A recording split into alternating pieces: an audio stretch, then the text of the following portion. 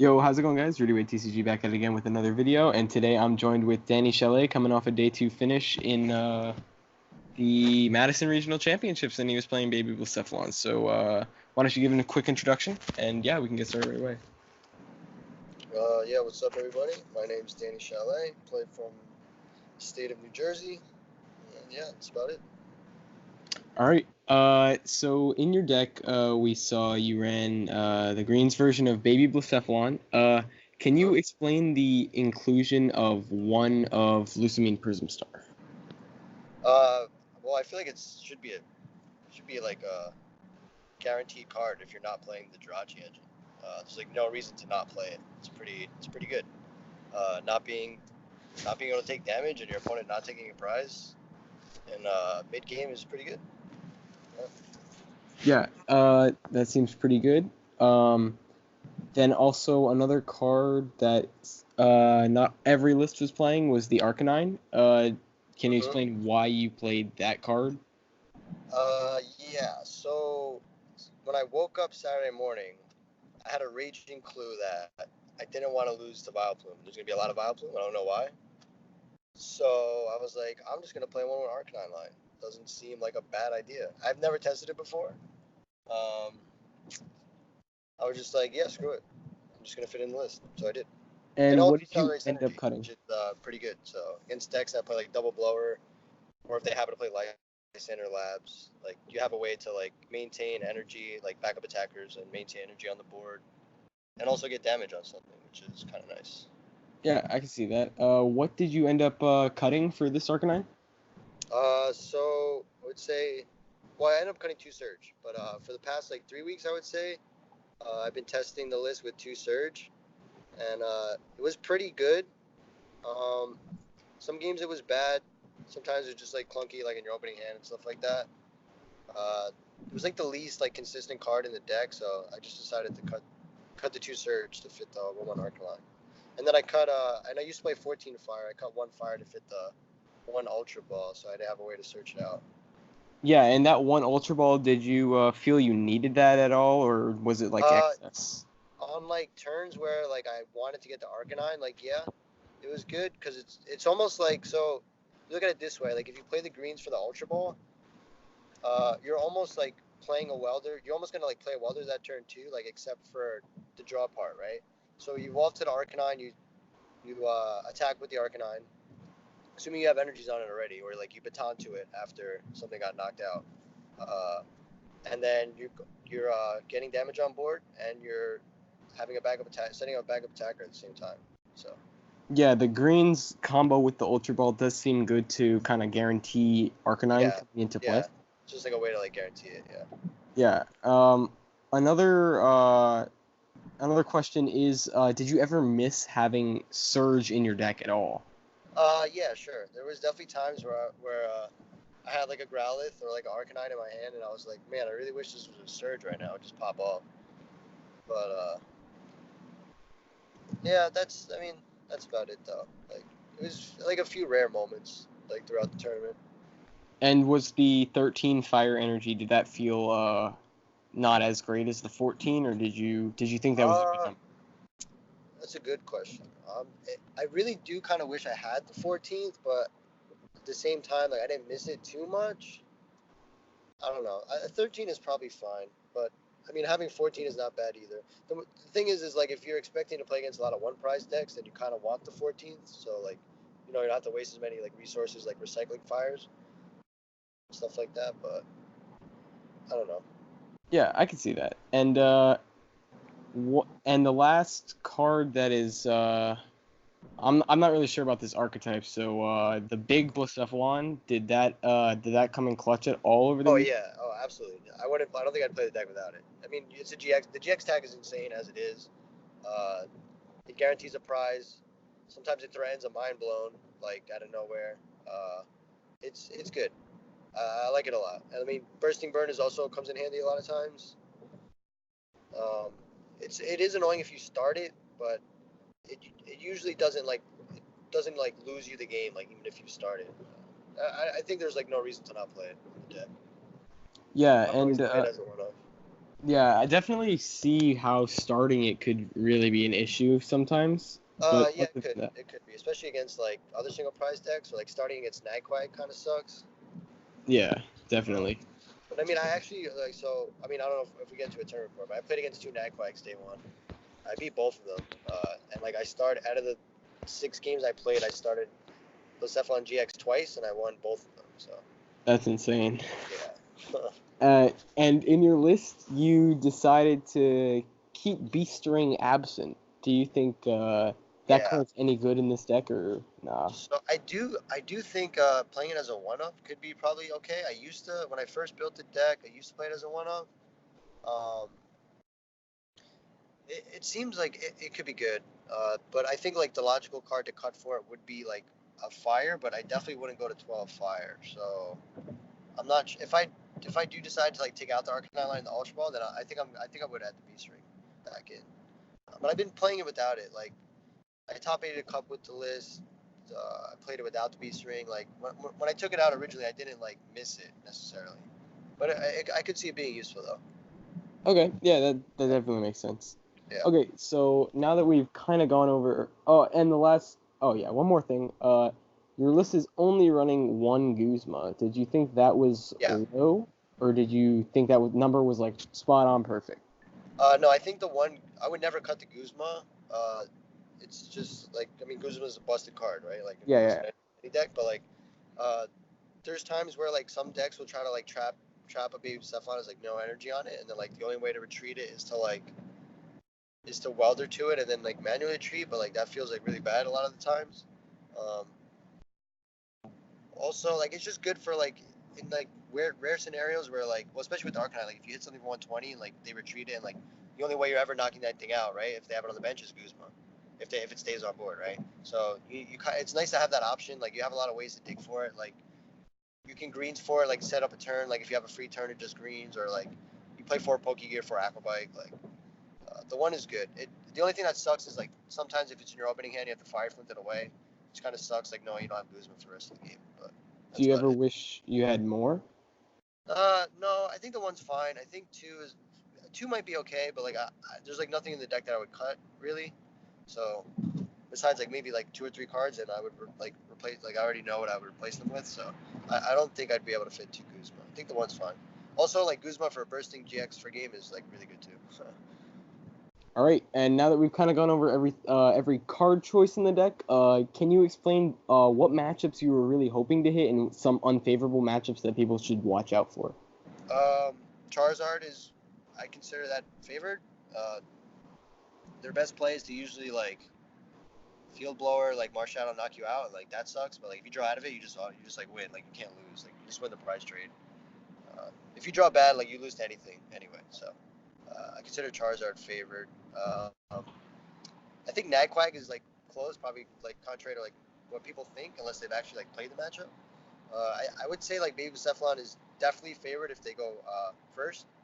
Um, Going and like if you go second though, and like you get the first knockout, like you don't lose usually. Like what ends up happening is neither player plays hand disruption, so you're just able to like greens every turn. Like you just like greens for baton and crystal, like you just stream knockouts. Like you never not like missing a beat. And then Loose Meat Prism usually just ends up like winning you the prize trade if you're behind on it. So um, I would also consider what else is a good matchup. I'm trying to think of what else I played against yesterday. So I think Zoroark isn't that bad.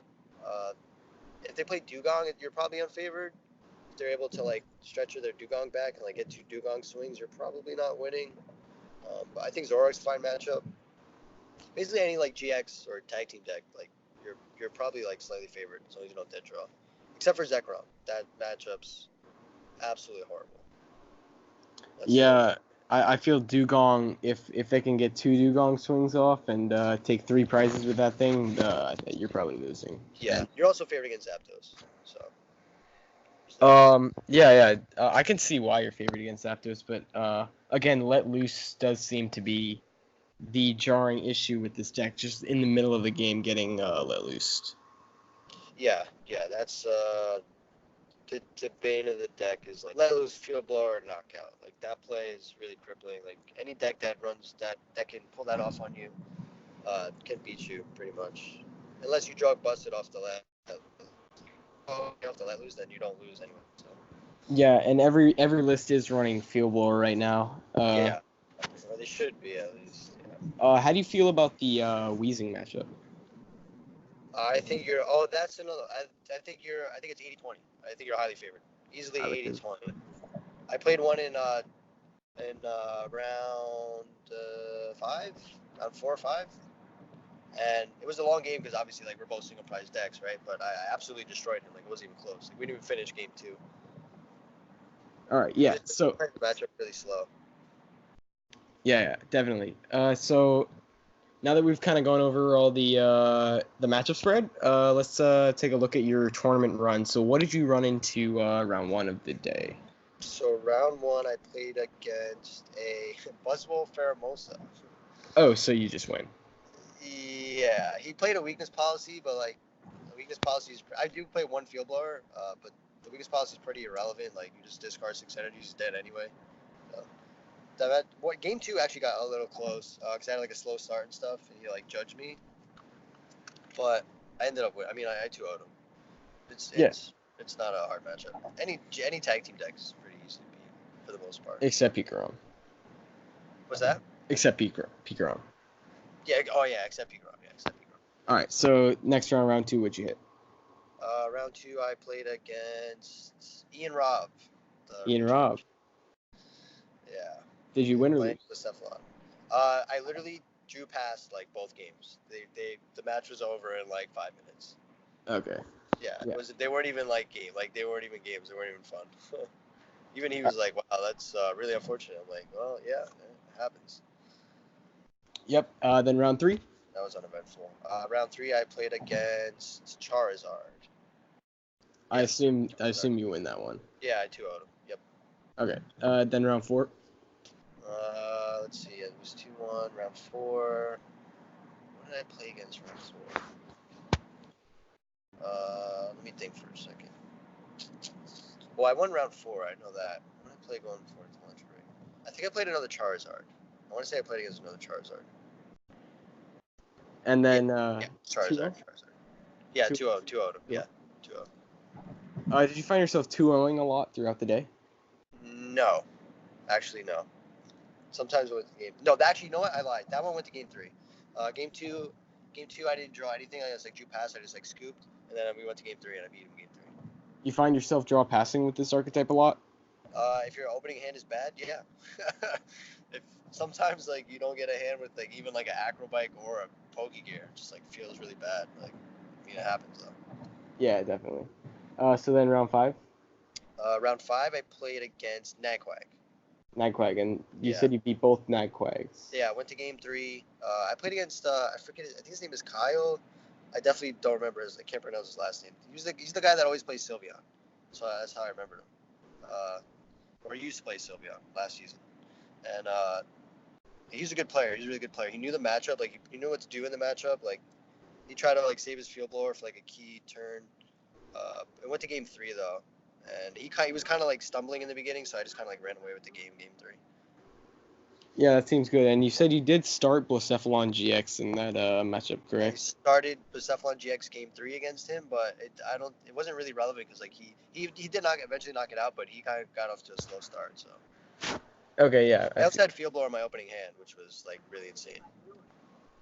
And then round 6. Another Charizard. And you ended up beating that one, right?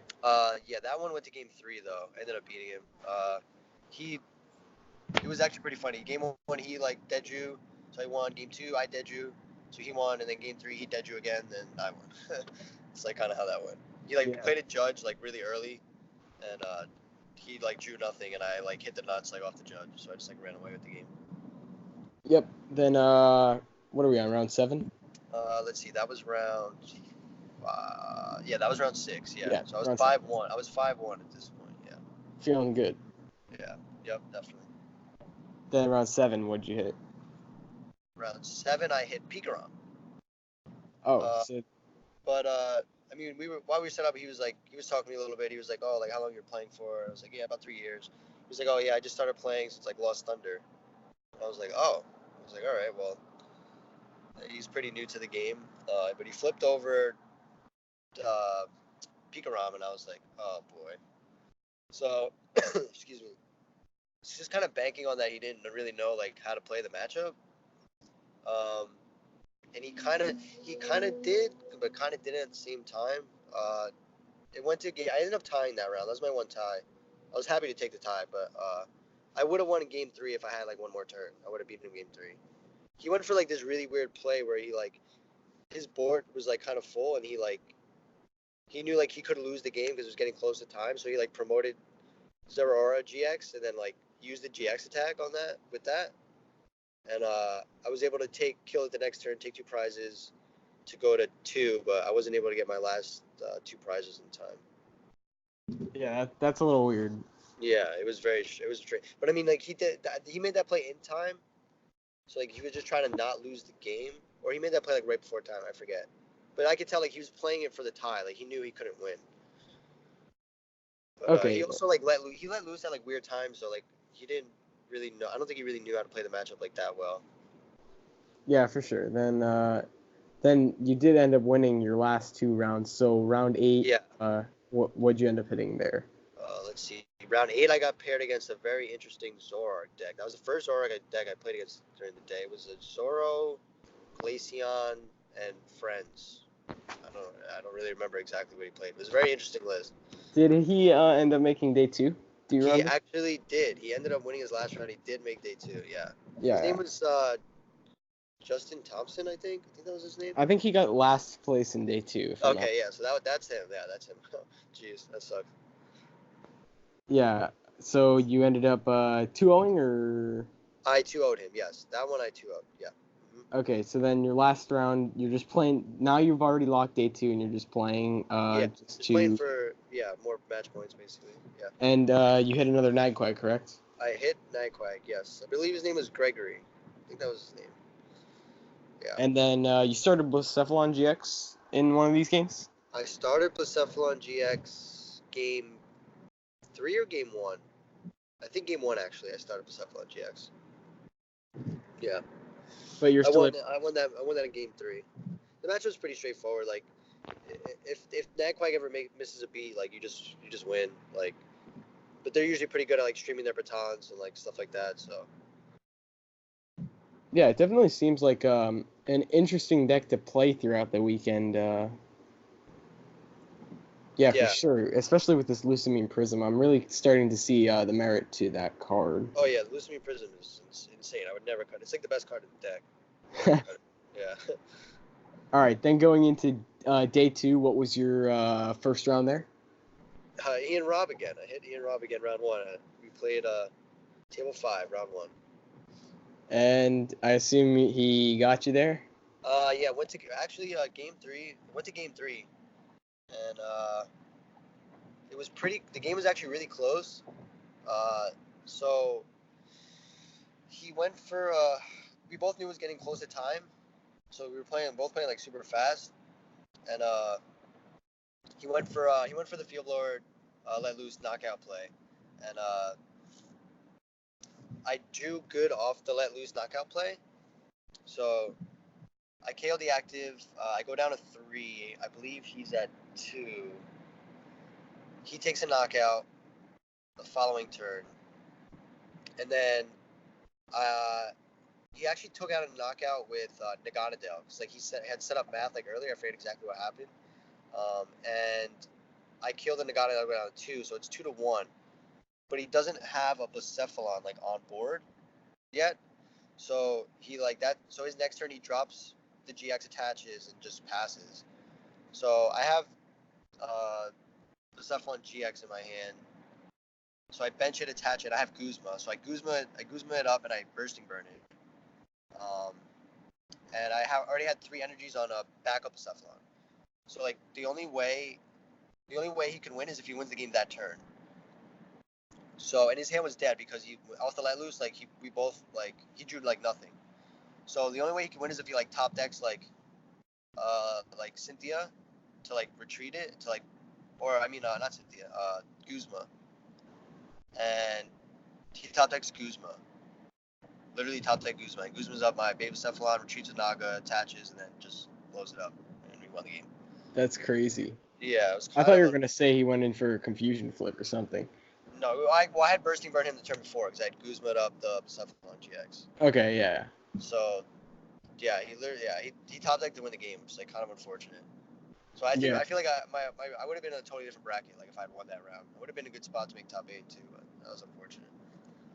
Yeah, for sure. Then at this point, you are at the same records as all of the people who went 6-2-1. So it's a very different bracket now. What did you end up hitting this round? This round I hit what's it called? Zorark, a very interesting Zorark deck. Dugong or no? No, but he was playing Silvally, Lycanroc, and Persian. What? And double water memory and double fighting memory. Yeah, I know. Okay. How was that in day 2? Yeah, I don't know, dude. When I saw like all these cards in his list, I'm like, how are you like setting up? Like, how are you not just like dead drawing? Like, I don't know. But I literally drew past both games. It was like very uneventful. It's pretty lame. Wow, that's So I got 2-0 there. I literally drew past both games. It was unfortunate. All right, then after that, going into round 12, I believe. Yeah, round 12. What did I play against? Oh, Nagquite, the same player I played at round 9 in day 1. Gregory playing Nagquite. Okay. So I was pretty happy about that. I was like, okay, well, finally I'm gonna get my first win here, right? And then so it comes down to game 3, and when I get my first deck search, I see that I prize Lucemean Prism because he goes first. So like I'm like, all right, I need to make sure that the Lucemean's here, and I prized it. So I'm like, all right, well, I need to take it like off before when he gets to 3, like I need to take it off the prizes. And I ended up not taking it off the prizes, so I ended up losing that game, and I couldn't swing the prize trade back in my favor. Yeah, that's really unfortunate. He got the first knockout, so the only way I was going to win that game was if I had access to Lucemean Prism, but I didn't, so I lost that one. That was pretty unfortunate. Yeah, that sucks. Yeah, 0-3 at this point. Not feeling too. Yeah. That's definitely rough. So then round 13. Round 13, I hit my boy Justin Macari, really good friend and testing partner. Love squad. And he just came off a loss to Brad Brown, I believe. Yeah, our other boy Brad. Yep. Mm-hmm. Yeah. And did you end up taking this one or not? Oh, he absolutely bent me over and destroyed me. It was not even close. The match was over like 10 minutes. 2-0 me. Wow. We played the matchup like so many. He's playing Zach wrong. We played the matchup like so many times, like whenever we test. And like when I first built the deck, like I was beating him, but then his list also changed like over time. So he plays like the double let loose and the double blower. So like that it just absolutely destroys you. Like you have no chance. They have to like completely dead draw, which is like not possible with that deck. Really. Yeah, that definitely seems really, really bad. So 0-4 on day 2 at this point. And then your last round. It was pretty funny too. It was like so when we sit down, when we were standing next to each other when pairings went up, and he's like, bro, he's like, we gotta play. I'm like, you gotta be kidding me. I was like, I'm about to be 0-4 day 2. Like this is terrible. So we sit down. He's like, yeah, bro. He's like, sorry, I gotta do this to you, bro. He's like, but I need these 10 points. I'm like, all right, yeah, it must be nice, Mr. Top 16. Yeah. All right, so then your last round, what did you end up hitting? Last round I ID'd. Like I was just guaranteeing top 64. I was not going 0-5. Yeah, for sure. I could definitely see that. yeah.